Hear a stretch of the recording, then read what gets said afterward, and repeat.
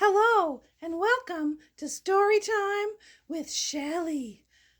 I am Shelley. How are you all doing today? Today's story is the wonderful fairy tale of Hansel and Gretel.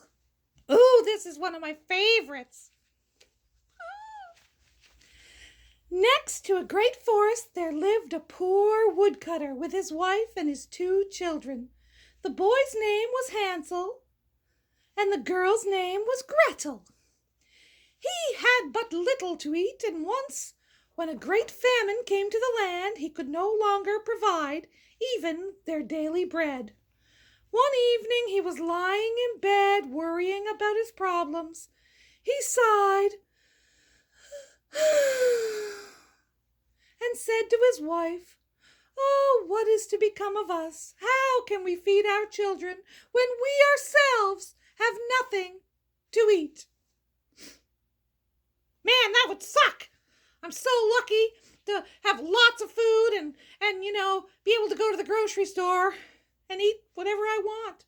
And I never gain weight. I mean, look at me. Oh, must be all the swimming I do.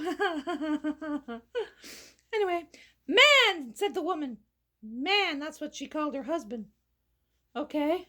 "Man, do you know what?" answered the woman. "Early tomorrow morning we will take the 2 children out into the thickest part of the forest, make a fire for them, and give them each a little piece of bread, then leave them by themselves and go off to our work. They will not find their way back home, and we will be rid of them." Wow! Now that's Mom of the Year right there. Holy jumpins. Ugh. "No, woman," said the man. I find it odd that they call each other man and woman instead of by names, but well, what do I know? "No, woman," said the man, "I will not do that. How could I bring myself to abandon my own children alone in the woods? Wild animals would soon come and tear them to pieces.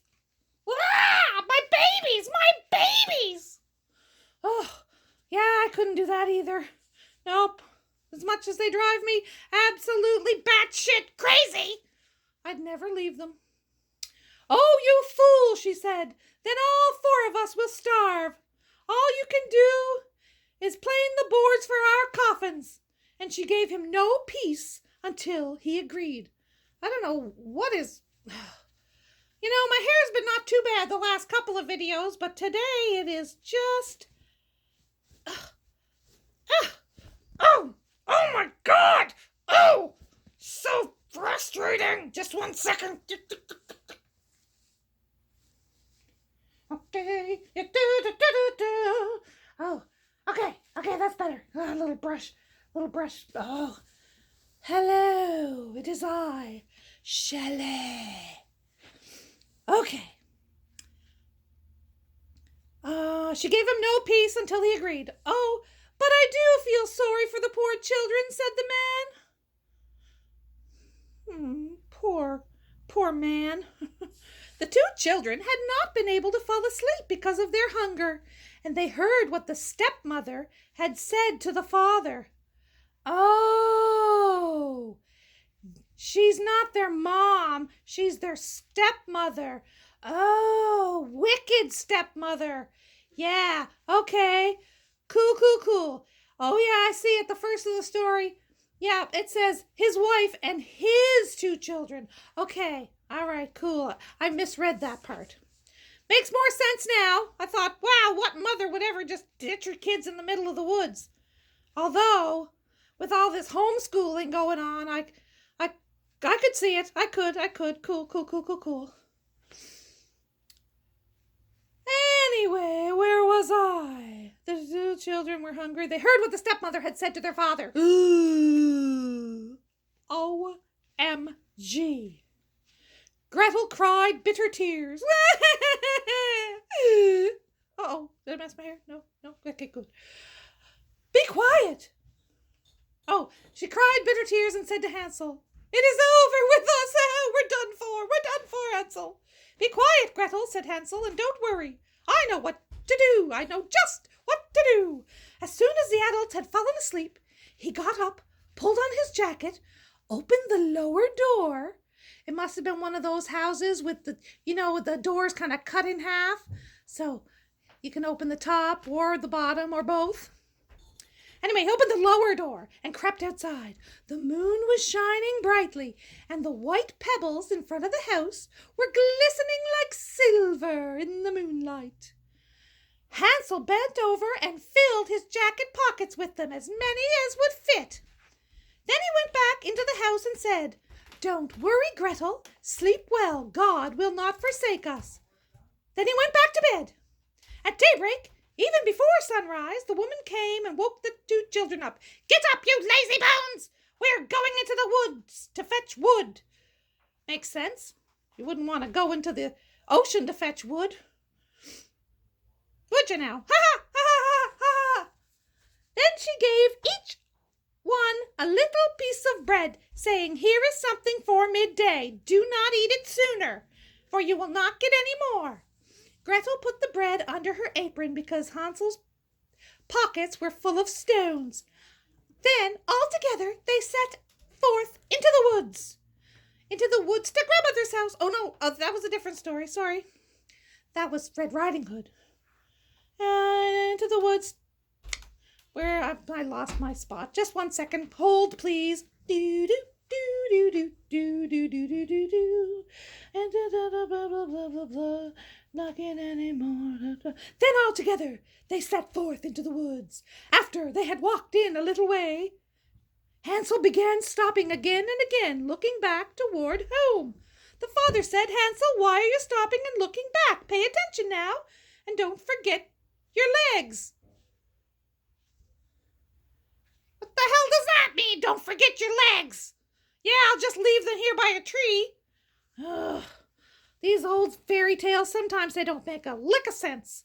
"Oh, father," said Hansel, "I'm looking at my white cat that is sitting on the roof and wants to say goodbye to me." The woman said, "You fool, that isn't your cat. That is the morning sun shining on the chimney." However, Hansel had not been looking at his cat, but instead had been dropping the shiny pebbles from his pocket onto the path. When they arrived in the middle of the woods, the father said, "You children gather some That was one of my cats. Just running up the... Whoa! Did you hear that? Wow! It must be supper time for our little Miss Ezzy Bean. Esmeralda. That's my black cat. She's pretty cute.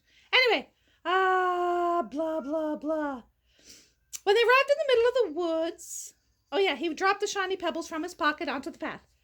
When they arrived in the middle of the woods, the father said, "You children, gather some wood, and I, the big, strong daddy, I will make the fire, so you won't freeze." Hansel and Gretel gathered together some twigs, a pile as high as a small mountain. The twigs were set afire, and when the flames were burning well, the woman said, "Lie down by the fire and rest. We will go into the woods to cut wood, and then we'll come back and get you before we head home." Yeah, I bet you will. Hansel and Gretel sat by the fire. When midday came, each ate his little piece of bread. Because they could hear the blows of the axe, they thought their father was nearby. However, it was not an axe. It was a branch that he had tied to a dead tree, and the wind was beating it back and forth. They sat for a long time, and their eyes grew weary, and they fell asleep. When they finally awoke, it was dark at night. Gretel began to cry and said, "How will we get out of the woods?" Hansel comforted her, and said, "Wait a little until the moon comes up, and then we'll find the way." When the moon came up, they followed the pebbles that glistened like newly minted coins, showing them the way, and they walked all through the night to their father's house. They knocked on the door, and when the woman opened it and saw it was the Hansel and Gretel, she said, "Oh, you wicked children! Why did you sleep so long in the woods? We thought that you did not want to come back." But the father was overjoyed. Oh, he was so happy, for he had not wanted to leave them alone. He had just been a little bit manipulated by his wife. Yeah, he wasn't thinking with his head now, was he? Was he? Wasn't thinking with his this head. Uh-huh. Know what I mean? Know what I mean? Not long afterwards, there once again was great need everywhere, and one evening the children heard their mother say to the father, "We have eaten up everything and only have half a loaf of bread, and then the song will be over. We must get rid of the children. Let's take them deeper into the woods so they'll never find their way out. Otherwise, there's no help for us." The man was disheartened. It would be better to share the last bit with the children, but his wife would not listen. She scolded him and she criticized him, and finally he gave in. The children heard the conversation, and Gretel got up to get pebbles that he had blah blah blah. Hansel went to gather pebbles like he did before, but the woman had locked the door. Uh-oh. And he couldn't get out. The next day, he comforted his sister that night. "Don't cry, Gretel. Sleep well. God will help us." Early the next morning, the woman came, got the kids from the bed. They each got their piece of bread, and on the way, Hansel crumbled his piece in his pocket and threw crumbs on the ground, thinking that he'd be able to follow the breadcrumbs home. "Oh, no. Hansel, why are you stopping and looking around?" his father said. "Keep walking straight ahead. I see my pigeon sitting on the roof, and I just want to say goodbye." "Fool," said the woman, "that's not your pigeon. That's the morning sun shining on the chimney." Little by little, Hansel dropped the crumbs. They took them deeper into the woods than before. Once again, a large fire was made, and the father and stepmother went off to cut wood, and the kids fell asleep. Oh, no. It was dark when they woke up, and they waited for the moon to follow the breadcrumbs home. Guess what happened? The moon came up. They could not find the breadcrumbs because the birds had eaten them all. "Oh, shit! Oh, shit!" Hansel said to Gretel, "We will find our way," but they did not find it. They walked through the entire night the next day from morning until evening, but didn't find their way out of the woods. They were so terribly hungry and so tired that their legs would no longer carry them. They tried to get out to their father's house, but they kept going deeper into the woods. Soon they came. No. Oops, wrong line. Just a second. They lay down and fell asleep again. All right, third morning, they woke up. They started walking again. By midday, they saw a little snow-white bird sitting on a branch. It sang so beautifully that they stopped to listen. Tweet-leet-leet-leet, tweet-leet-leet-leet, tweet-tweet-leet-leet-leet-leet. When it finished, it stretched its wings and flew in front of them. They followed it until they came to a little house. The bird sat on the roof. When they came closer, they saw that the house was entirely built from bread with a roof made of cake, and the windows were made of clear sugar. "Oh, my God, look at this place! Let's help ourselves to a good meal," said Hansel. "I'll eat a piece of the roof, and Gretel, you eat from that window. That'll be sweet." Hansel reached up and broke off a little of the roof to see how it tasted, while Gretel stood next to the window pane and was nibbling at them. Then a gentle voice called out from inside, "Nibble, nibble, little mouse. Who is nibbling at my house?" The children answered, the wind, the heavenly child." They continued to eat without being distracted. Hansel, who very much liked the taste of the roof, tore down another large piece, and Gretel poked out an entire round window pane. Suddenly, the door opened, and a woman as old as the hills and leaning on a crutch came creeping out. Hansel and Gretel were so frightened that they dropped what they were holding in their hands. The old woman shook her head and said, "Oh, you dear children, who brought you here? Just come in and stay with me. No harm will come to you." "Yeah, right." She took them by the hand and led them into her house. Then she served them a good meal, milk and pancakes with sugar, apples and nuts. Afterward, she made 2 nice beds for them and decked out all in white. Hansel and Gretel went to bed thinking that they were in heaven. But the old woman only pretended to be friendly. She was a wicked witch who was lying in wait there for children. She had built her house out of bread only in order to lure them to her. Ah, ha, ha, ha, ha! Ah, ha, ha, ha, ha! Shit, lost my spot again. Only to lure them to her. Ah, ha, ha, ha! And if she captured one, she would kill him and cook him and eat him. And for her, that was a day to celebrate. Witches have red eyes and cannot see very far, but they have a sense of smell like animals, so they know when humans are approaching.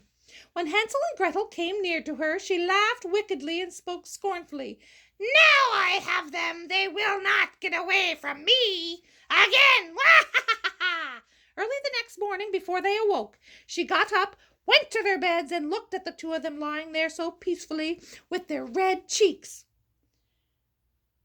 They will be a good mouthful, she mumbled to herself. Then she grabbed Hansel with her withered hand and carried him to a little stall where she locked him behind a cage door. Cry as he might, there was no help for him. Then she shook Gretel and cried, Get up, lazy bones! Fetch water and cook something good for your brother to eat. He is locked outside in the stall and is to be fattened up. When he is fat, I am going to eat him. Nom, nom, nom, nom, nom. Nom, nom. Oh, hair's all messy again. Ooh, Gretel just about crapped in her pants. She started to cry. Oh, no. Just hang on 1 second. Gotta fix my hair. Okay, I'm good. Hello. Ooh, dang it. All right. Hello. It is I, Shelley. All right. Gretel began to cry, but it was all for nothing. She had to do what the witch demanded. Now Hansel was given the best things to eat every day, and Gretel received nothing but crayfish shells. Every morning the old woman crept out to the stall and shouted, Hansel, stick out your finger so I can see if you're fat enough yet. But Hansel only stuck out a little bone. The woman, who had bad eyes, couldn't see the bone and thought it was his finger and wondered why he didn't get fat. 4 weeks had passed and he was still thin, and she became impatient. She would wait no longer. Hey, Gretel, she shouted to the girl, fetch some water and hurry up. Whether he's fat or thin, tomorrow I'm going to slaughter him and boil him. Oh, how the poor little sister sobbed as she was forced to carry the water, and how the tears streamed down her cheeks. Dear God, please help us. If only the wild animals had devoured us in the woods, then we would have died together. Save your slobbering, said the old woman. Doesn't help you at all.